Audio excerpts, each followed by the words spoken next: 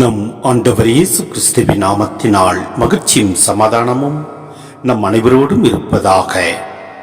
எசாயா 54:4 மற்றும் 13-17 முடிய. அஞ்சாதே, நீ அவமானத்திற்குள்ளாக மாட்டாய். வெட்கி நாணாதே, இனி நீ இழிவாக நடத்தப்பட மாட்டாய். உன் இளமையின் மானக்கேட்டை நீ மறந்து விடுவாய். உன் கைமையின் இழிநிலையை இனி நினைக்க மாட்டாய். உன் குழந்தைகள் அனைவருக்கும் ஆண்டவர்தாமே கற்றுத்தருவார்.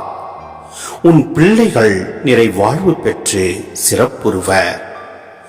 நேர்மையில் நீ நிலைநாட்டப்படுவாய். ஒடுக்கப்பட்ட நிலை உன்னை விட்டு அகன்று போ.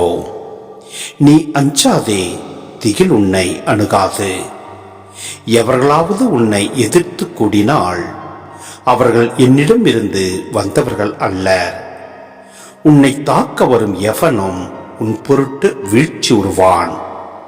இதோ கரிநெருப்பை ஊதி போர்க்கருவியை அதன் பயனுக்கு ஏற்ப உருவாக்கும் கொல்லனை படைத்தவர் நான். அதை பாழாக்கி அழிப்பவனையும் படைத்தவர் நான்.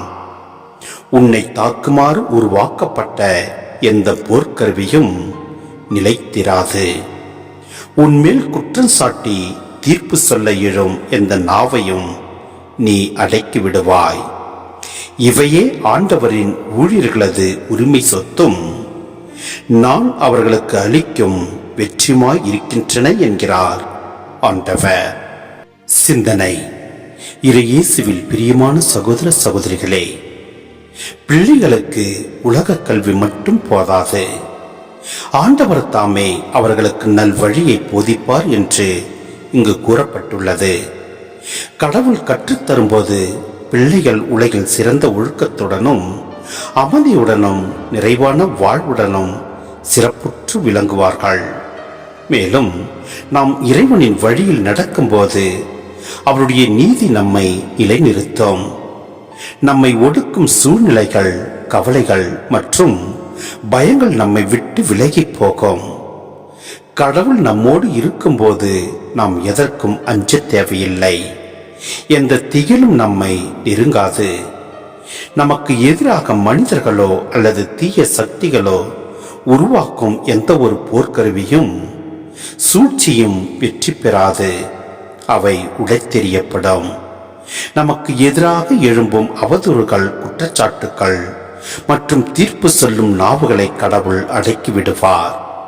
இந்த பாதுகாப்பும் வெற்றியும் ஏதோ தற்செயலாக நடப்பது அல்ல. இது ஆண்டவரின் ஊழியர்களாகிய நம் ஒவ்வொருவருக்கும் அவர் தந்துள்ள உரிமை சொத்தாகும். எனவே நம் ஆண்டவரில் நம்பிக்கையோடு நாம் நிலைத்திருப்போம்.